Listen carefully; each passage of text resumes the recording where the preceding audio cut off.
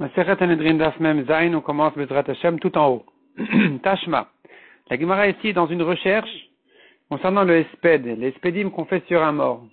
Est-ce qu'ils sont faits en l'honneur du mort ou en l'honneur de la famille des vivants?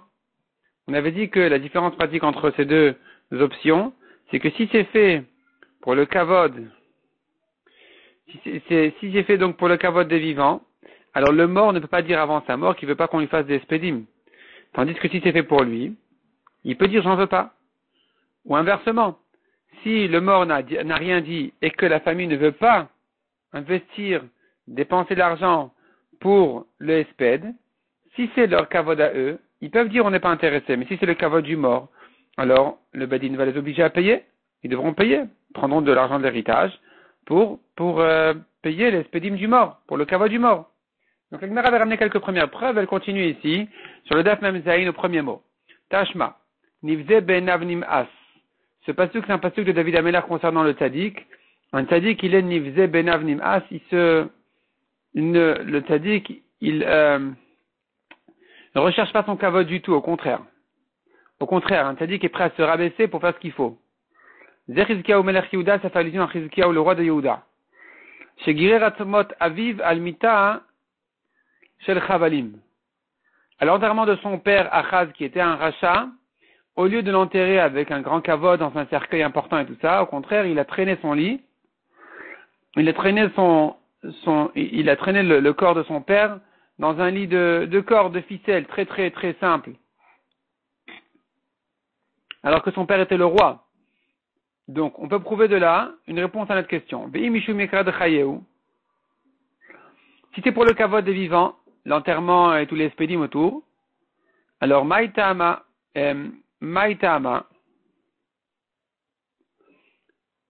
pourquoi il s'est permis de déshonorer la famille, les proches,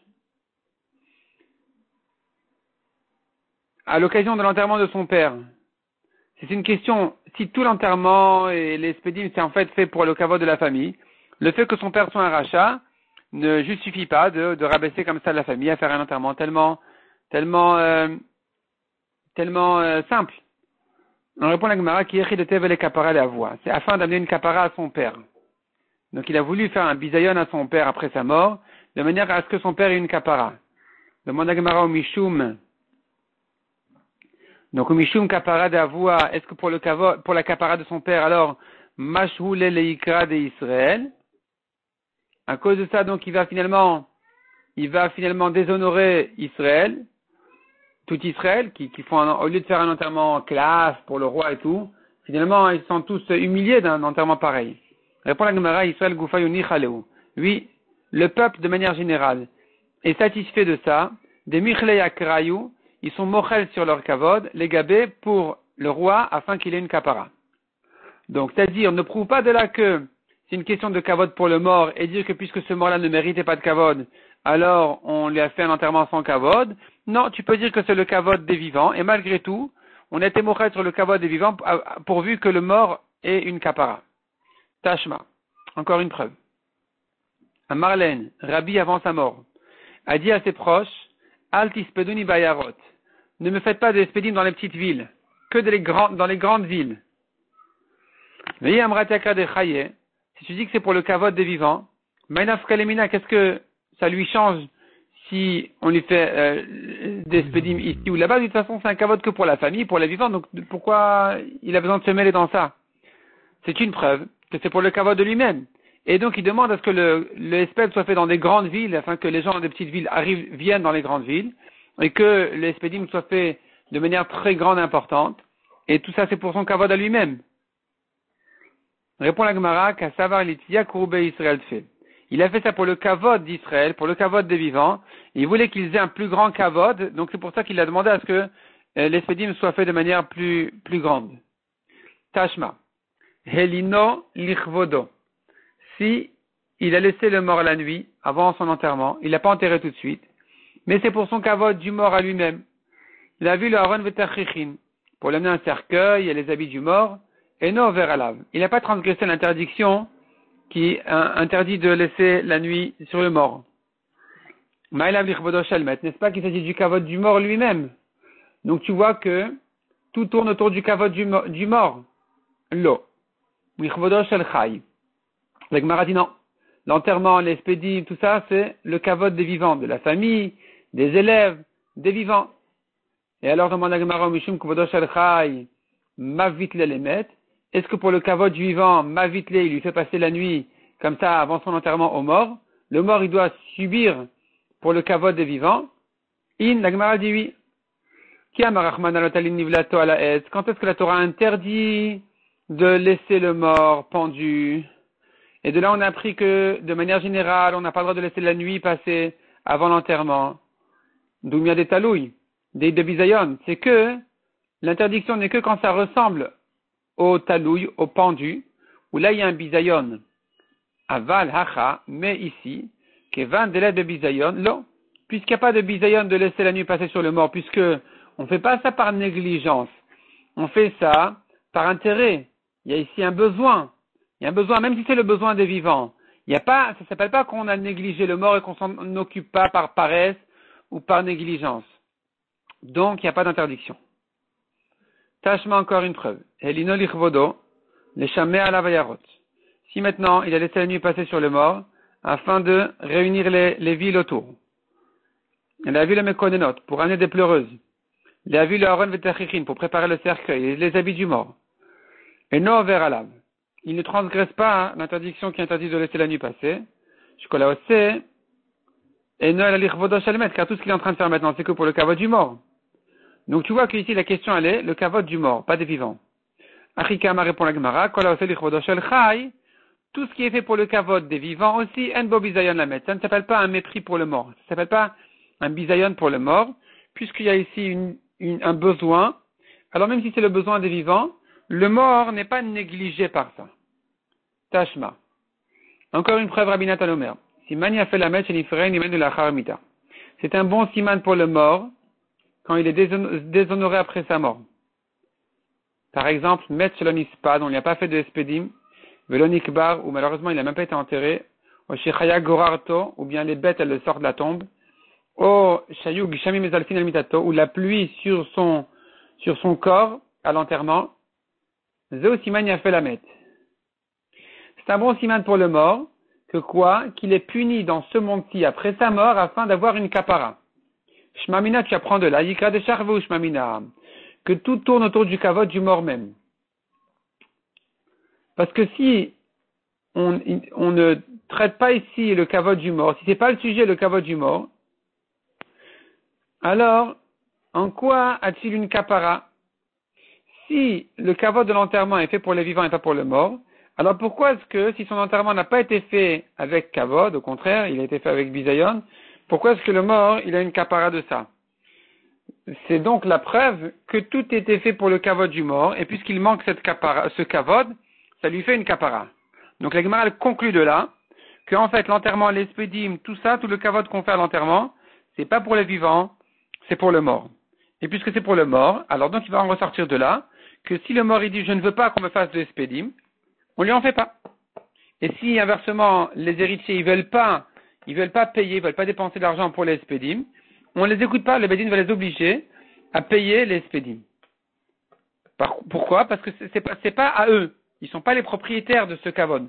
Le kavod là, il est destiné en fait aux morts. Donc eux, les héritiers ne peuvent pas dire on veut pas. On veut pas ce kavod. Loyu kovrin le roulé. On a vu dans la Mishnah encore. On n'enterrait pas donc celui qui est chayav mita, celui qui a été tué au bédine n'est pas enterré dans le cimetière habituel. Il était enterré de côté. On a vu encore dans la Mishnah qu'il y avait un endroit où on enterrait les niskalim et les nisrafim, ceux qui étaient condamnés en skila ou en serfa, et à côté de ça, il y avait encore un autre endroit où on enterrait les neragim venechnakim, celui qui était chayav saïf ou chenek. La Gemara avait expliqué tout ça. Pourquoi tout ça? Les fichen kovrin racha et tel tadik. On n'enterre pas un racha à côté d'un tadik. D'où on apprend qu'on n'enterre pas un rachat à côté d'un tadik, chez Nehemar. Vaihihem kovrim ish. Et voici que eux enterraient un homme.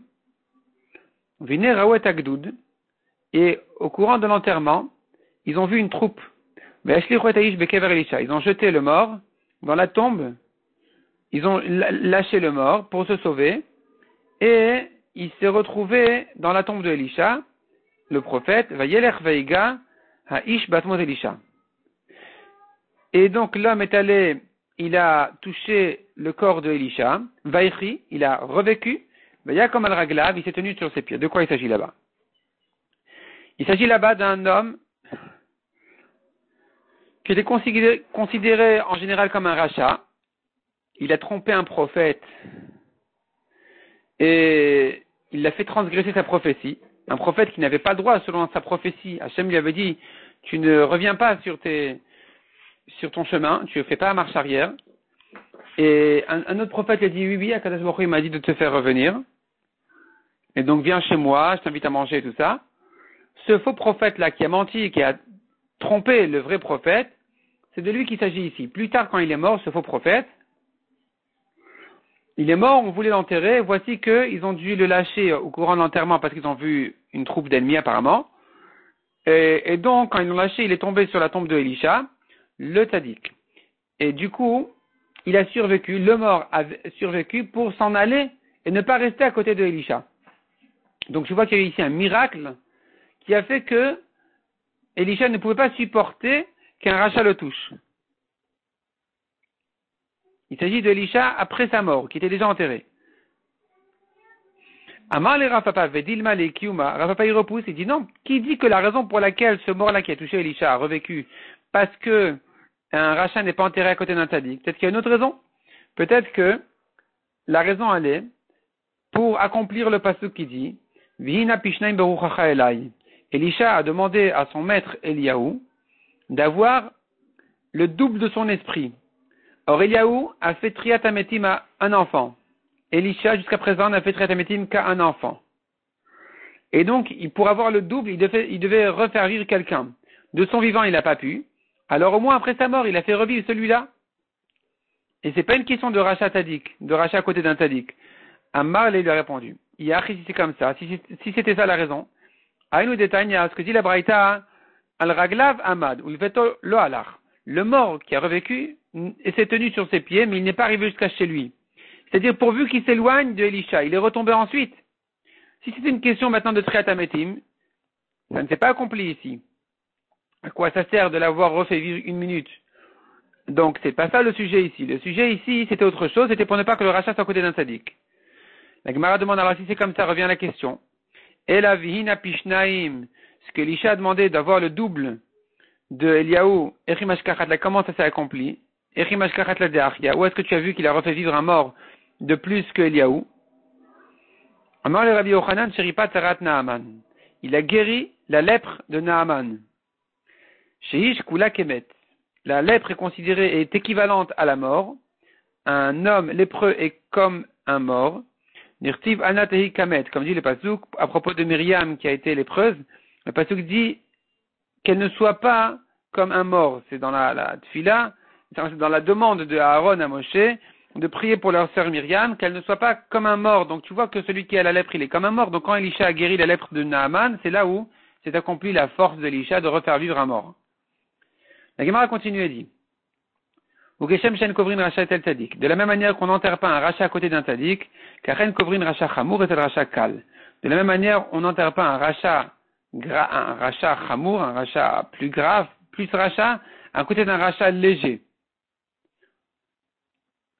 Demande la Gemara, velitkun arba kvarot. Pourquoi est-ce que donc tu partages les 4 mitot bedin en deux, les 2 plus graves et les 2 moins graves? Et tu n'enterres pas les moins graves avec les plus graves parce qu'on n'enterre pas un rachat léger à côté d'un grand rachat. On devrait les distinguer en 4. Chacun, à son niveau, il trouve ses amis. Il est enterré dans son coin. Répond la Gemara, non, c'est une halakha le Moshe Misinaï. Shne kvarot Gemara Gmirela. Qu'il y a 2 classes de tombes, c'est une halakha le Moshe Misinaï. Amarula Rabbi Yochanan. Achal chelev veifrish korban. Un homme a mangé de la graisse interdite. Et il a préparé son korban. Vemir dato. Et du coup, finalement, il a tout abandonné. Il a mal tourné. Vechazarbo et ensuite il a fait tchouva. Qu'est-ce qu'il fait son korban? Oh, il venit de. Puisque son korban a été repoussé, C'est-à-dire que quand cet homme-là, il est devenu un moumar qui a tout abandonné, alors on n'accepte plus son korban.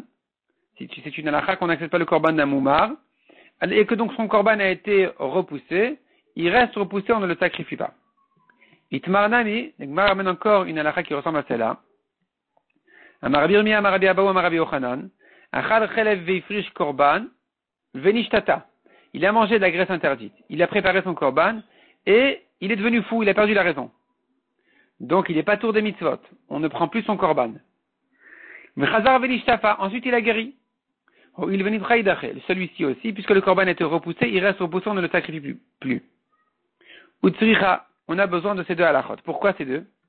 Diashminan kamaita, si on avait eu que la première halakha, j'aurais dit, Mishum deiu dachan afshe biyadayim. C'est celui qui a mal tourné, c'est lui qui s'est repoussé activement, c'est lui qui, de manière active, il s'est éloigné, il a éloigné son korban, il a abîmé son korban.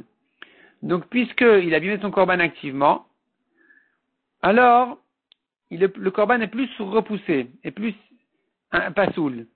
Aval hay de mimela kadachi. Mais celui-là qui a perdu la raison, celui-là, ça s'est fait automatiquement, il était passif, c'est pas lui qui a fait ça volontairement. C'est venu sur lui. Emma qui achète d'ami, j'aurais pu croire, donc c'est comme s'il dormait. Il n'a pas la raison, il manque de conscience. C'est comme quelqu'un qui dort, c'est pas pour autant que quand il va se réveiller, son korban ne devient pas saoul. Donc j'aurais pu croire que quand la raison lui revient, il peut amener son korban. Il a fallu dire que non. Biash minanacha, si on avait vu que cette deuxième halakha concernant le fou, j'aurais dit mishum den biadol achzor. C'est parce qu'il n'a pas moyen de se guérir, ça dépend pas de lui sa guérison. Et donc c'est pour ça que quand il perd sa conscience, alors le korban, ça y est, il est fini.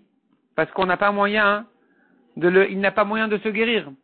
Avalatam de biadol achzor, mais sur le rachat, qui a moyen de faire tchouva, et malo, j'aurais pu croire que bon, puisque c'est volontairement, il fait ça consciemment, alors c'est momentané, ça veut dire il a moyen de récupérer, c'est pas définitif, c'est pas vraiment rendre le korban pasoul. Il a fallu dire que quand même, malgré tout, le korban il est pasoul. Amar Rav Yosef Afanan Mitnina, on l'a appris aussi d'ailleurs, Ayuba Kodashim, dans la Irani Dachat, la ville qui a fait Avodazara, il y avait là-bas des korbanot, Kochem Isbeach Yamutu. Alors il y avait là-bas des Kodashim, il y a deux niveaux de Kodashim. Kochem Isbeach Yamutu, si c'est des korbanot qui devraient être sacrifiés au Misbeach, ils vont mourir. Ils vont mourir, les korbanot vont mourir, on ne va pas les sacrifier dans cette ville qui a fait Avodazara, il faut détruire la ville et tout ça. Ces korbanot-là sont interdits. Kochem Bedekabayt Ipadou. Tandis que un Ekdesh d'un niveau de Bedekabayt, c'est-à-dire, c'est pas un sacrifice. Par exemple, un coq, un cheval, on va pas le sacrifier. Qu'est-ce qu'on en fait? On le rachète. L'argent, il va au Beth Amikdash. Ces biens-là, eh bien, on les récupère de la Irani Dachat. On a demandé sur cette Mishnah, pourquoi les sacrifices, ils vont mourir? Pourtant, ils n'appartiennent pas aux gens de la ville. Ça y est, ça appartient au Misbeach. Kevan de Iktul, la question est comme ça, en fait. Le fait qu'ils n'appartiennent pas aux gens de la ville, c'est pas encore une raison de récupérer leur korbanot, parce que c'est des Rechaïm. Le problème, et c'est un autre problème. Kevan de Iktul, une fois qu'on a tué les gens de la ville, selon le Beddin, aviale au kapara, ils ont obtenu leur kapara. Et donc, dorénavant, Velis Kuligavoa, on devrait sacrifier leur korban. Pourquoi? Non. Lav Mishum de Amrina, n'est-ce pas que la raison n'est pas ce qu'on dit? Oh, il venimrou idachou, puisque ce korban a été repoussé. Ça y est, il reste pas saoul. C'est une preuve pour ce qu'on a dit, qu'un korban qui à un moment donné a été repoussé, il reste pas saoul. Amarle Abaye. Abaye répond. Il repousse la preuve. Il dit non, on n'a pas une preuve de là qu'un korban qui a été pas saoul. À un moment donné, il est irrécupérable. Misavratmet mitochish o aviale kapara. Penses-tu que celui qui est mort dans sa avera, il mérite une kapara? Il est mort par le bedin dans sa avera, il mérite une kapara? Non. Met mitochish o aviale kapara. Celui qui est mort dans sa avera, par le bedin, n'a pas de kapara. Netan Rav Shmaya, Yachol afilu persha votam midraket sibour. Yitama, j'aurais pu croire que même celui qui, son père, a abandonné la religion, j'aurais pu croire que le fils sera entamé pour lui. Si c'est un Kohen, ses parents, Talmud Lomar Be'amav. La Torah dit, le Hitama Bal Be'amav, dans son peuple, Be'osem Ase Amav. Il s'agit que ses parents, ils se comportent comme les gens de son peuple. C'est là où la Torah dit qu'un Kohen sera impur pour leur enterrement. Mais s'il ne garde pas les mitzvot, non, il ne va pas se rentamer pour eux. Or maintenant, ses parents, ils sont morts. S'ils sont morts, on devrait dire, ça y est, ils ont une kapara. Ça y est, on les enterre, donc ils devraient pouvoir, lui, se rentamer pour eux. Parce qu'ils ont déjà mérité cette kapara. Tu vois de là que non, malgré qu'il est mort le rachat, il est mort dans sa avera, il n'a pas encore de kapara. Et ça t'explique la raison pour laquelle les korbanot des gens de la Iranidachat ne sont pas sacrifiés. Mais la Gemara dit, je ne comprends pas la comparaison. Amar le Rava, Rava lui demande, Mikamedamit ne'erag mitochish o le met mitochisho, compares-tu celui qui a été tué par le Beddin dans sa avera à celui qui est mort naturellement dans sa avera?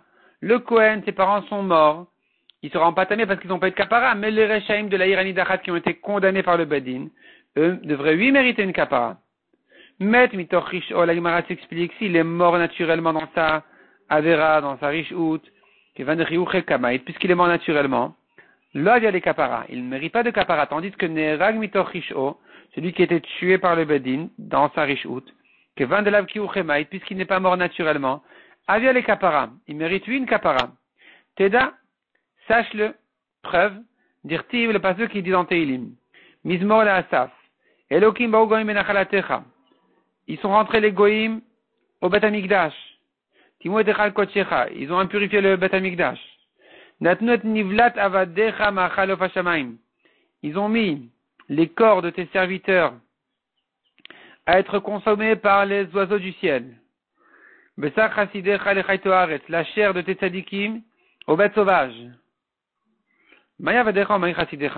Que vient ici le pasuk distinguer entre tes serviteurs et tes tzadikim, tes chassidim?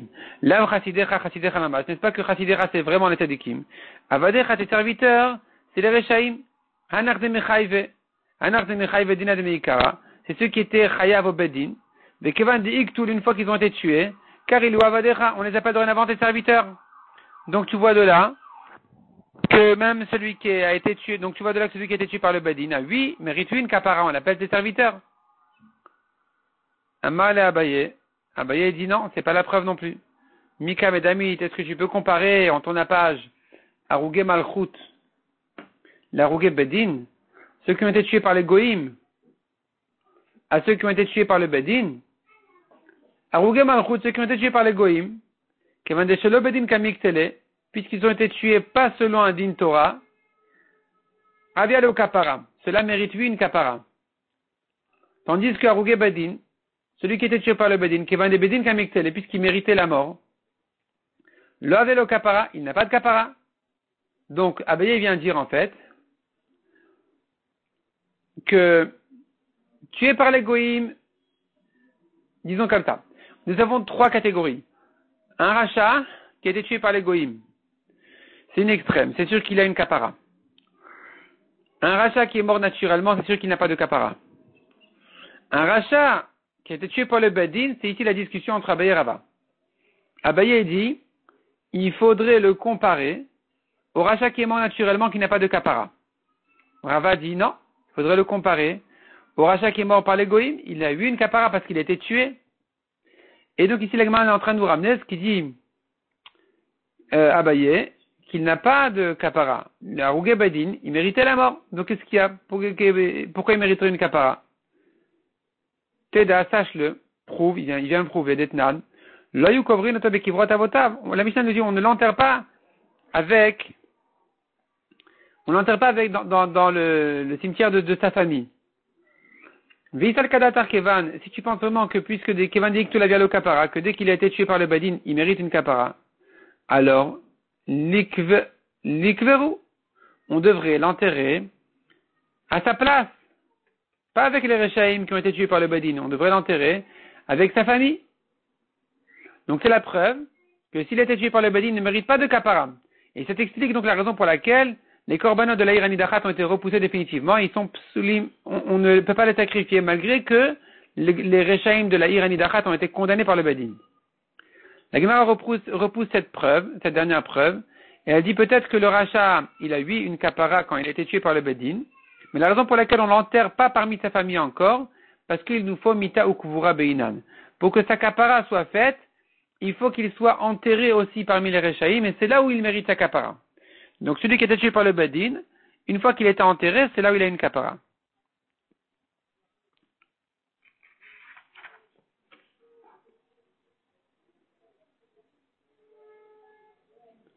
Motiv Ravada Barava.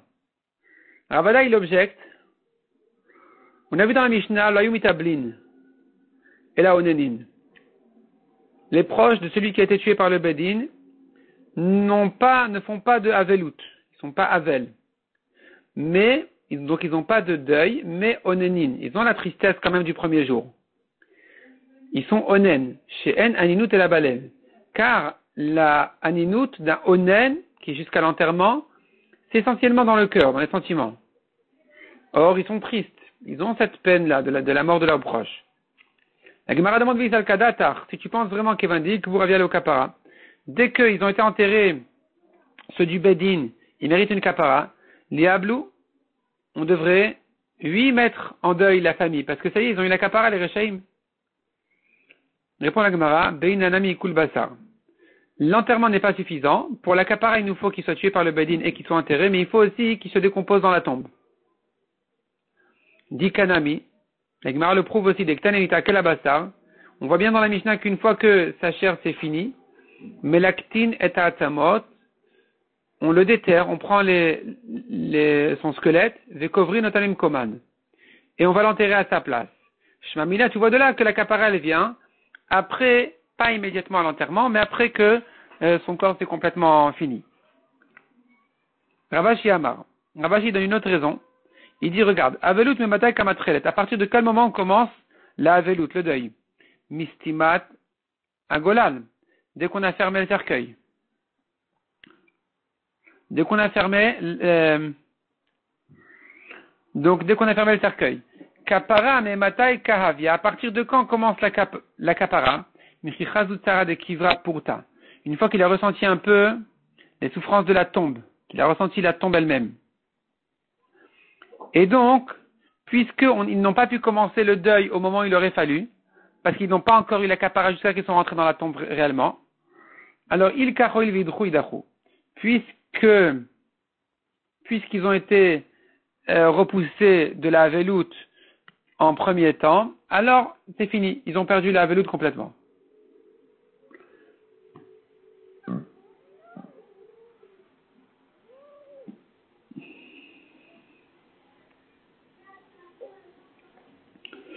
La Gemara demande si c'est comme ça.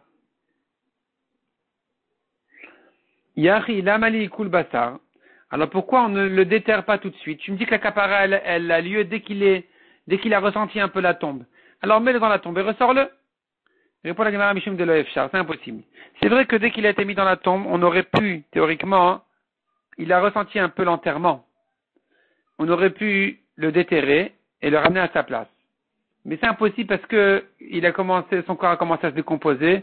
Donc c'est pas possible de le déterrer à cette étape-là. On sera obligé d'attendre qu'il ne reste plus que les os. La Gemara nous raconte ici, Kivré de Rav, de la tombe de Rav, à vous chaque lémidé, on prenait de là-bas, Afra, de la poussière, de la terre, l'Eshtabatioma, pour une fièvre d'un jour. C'est une certaine maladie qu'il connaissait, et qu'il se guérissait avec cette terre-là de la tombe de Rav. Atou Amrou et les Shmuel, ils sont venus raconter à Shmuel, voilà, les gens, ils profitent de la tombe de Rav, alors qu'on n'a pas le droit de profiter d'un mort, et de sa tombe apparemment aussi. Amar Leo, il leur a répondu, non, il n'y a pas de problème, Yaout Avdin, ils font bien. Karkaolamu, ce n'est que de la terre. Mais Karkaolam et la terre ne peut pas s'interdire. Dirtiv, comme on a appris, il a jeté sa cendre de la Vodazara sur la tombe du peuple. Il s'agit là-bas apparemment des Rechaim qui faisaient Vodazara. Et quand le roi là-bas a brûlé toutes les Avodazara, il a jeté sur la tombe de ceux qui faisaient Avodazara. Makish kever b'na'am la Avodat kochavim. Donc on a comparé dans le pasuk ici les tombes à la Avodazara. Ma avodat kochavim. De la même manière que l'avodat zara, même choubar lo mitzera, elle n'est pas interdite quand elle est attachée à la terre, quand elle pousse de la terre, elle fait partie de la terre. Nirtiv, comme dit le pasuk, Asher atem yorshim otam et Elohem, vous devez détruire toutes les idoles que vous héritez en rentrant en Canaan. Vous héritez donc leurs idoles, leurs dieux, à les harim aramim, sur les hautes montagnes. Tu vas prendre de là, à les harim Elohem. Les idoles ne sont interdites que sur les montagnes, velo et harim Elohem, mais pas les montagnes elles-mêmes. Un goy qui se prosterne à la montagne en disant voilà c'est son dieu, la montagne n'est pas interdite pour autant. Pourquoi? Parce que c'est mechoubar, c'est encore attaché. Un chanam ici aussi, mais mechoubar lo mitzar, tout ce qui est attaché n'est pas interdit. Donc finalement la terre de la tombe elle est permise. Metiveh la Gemara objecte. Un chotzev kever la aviv. Celui qui fait une tombe à son père. Chotzev ça veut dire qu'il la taille dans la pierre. Dans la pierre. Finalement, il est enterré ailleurs. Il n'aura jamais le droit de profiter de sa tombe. Donc tu vois qu'une tombe est interdite. On n'a pas le droit de profiter, on ne dit pas c'est mechoubar, pas mechoubar. Répond la Gemara, de quoi il s'agit ici? Bekever binyan. La tombe c'est une construction sur le sol, et pas qu'il a creusé dans la terre ou peut-être dans la pierre. Donc ici, puisque c'est une construction qui a été fabriquée sur le sol, alors elle est lui interdite. C'est pas la terre elle-même. La terre elle-même elle est permise. Tashma, encore une preuve, encore une objection. Kever chadash mutar ba'ana'am. Une nouvelle tombe, c'est-à-dire vide, on peut encore en profiter. Est-il bonefel asur ba'ana'am. Dès qu'il a mis là-bas un bébé mort, c'est fini, il interdit toute la tombe. Pourquoi elle est interdite? Tu viens de dire que la terre c'est rien, c'est pas interdit. Acha nami bekever binyan, ici aussi il s'agit d'une construction. Tashma. Nimta taomer shalosh kvaroten. Tu te trouves dire, la Mishnah elle conclut là-bas, une braïta, la braïta elle conclut, elle dit, voici que il y a 3 sortes de tombes concernant les différentes halachot. Est-ce qu'on a le droit de les déplacer ou pas? Kever animta, celui qui trouve une tombe dans son champ, voilà quelqu'un enterré dans son champ un mort. Kever ayadoua, une tombe connue. Kever amazik et arabim, une tombe qui dérange le public, les gens ils tournent là-bas et ils reçoivent la touma. Comment on les traite? Kever animta, celui qui trouve tout d'un coup dans son champ une tombe, mutar lefanoto, il a le droit de la déterrer, de la sortir de là. Pinaou, dès qu'il a enlevé de là, mais comme tahor ou mutar bana'a. L'emplacement est tahor et il a le droit d'en profiter, il peut labourer son champ tranquillement. On ne pourra pas lui interdire son champ. Il s'agit de quelqu'un, il a vu qu'on a enterré sans permission chez lui. Kever yadoua, si maintenant ça a été fait, c'était une tombe connue, qui a été fait avec l'accord du propriétaire, sur les fanoto, on n'a plus le droit de le sortir de là. Pinaou, s'il a sorti de là, mais comme otame va sur bana, son emplacement, la tombe elle reste tamée, et il n'a pas le droit de profiter de la tombe. Donc déjà tu vois de là qu'une tombe s'interdit bana, contrairement à ce que Shmuel avait dit. Troisièmement, nous avons kever amazik et arabim, une tombe qui endommage le public à cause des tumot, de la touma. Mutar lefanoto, on peut la sortir de là. Pinaou mekomo tahor, s'il est sorti de là, alors l'emplacement est tahor, ve'asur bana, mais il n'a pas le droit d'en profiter. Donc à nouveau on vient de voir ici qu'une tombe elle est asura bana. Répond la Gemara, achanami bekever binyan. Il s'agit aussi encore une fois d'une construction. Demande la Gemara, bekever animta mutar lefanoto, est-ce qu'on a le droit de débarrasser une nouvelle tombe qu'on a trouvée dans son champ? Dilma bet mitzvah, peut-être que c'est un met mitzvah.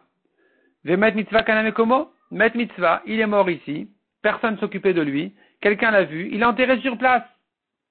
Et il a raison, c'est comme ça l'halakha. Un met mitzvah, un mort qui n'a pas une famille des proches ou quelqu'un qui s'occupe de lui, kaname komo, il a acquis sa place. On l'enterre sur place, même si c'est dans le champ de quelqu'un. Donc il n'a pas le droit de le sortir de là. Il devrait craindre que c'est un met mitzvah. Répond la Gemara, non. Shani met mitzvah de kala hitle. Un met mitzvah, ça fait du bruit. On sait qu'il y a eu ici un met mitzvah. Le propriétaire aurait dû savoir. S'il n'est pas au courant que c'est un met mitzvah, c'est que quelqu'un l'a enterré ici dans des conditions interdites. C'est-à-dire il pouvait pas profiter de cette halakha qu'un met mitzvah est enterré sur place. Et puisqu'il n'a pas eu le droit de l'enterrer ici, alors le propriétaire a le droit de le débarrasser de là, de profiter de son endroit, même si c'est en construction, et même de faire des taharotes là-bas, il n'y aura plus de Touma ici.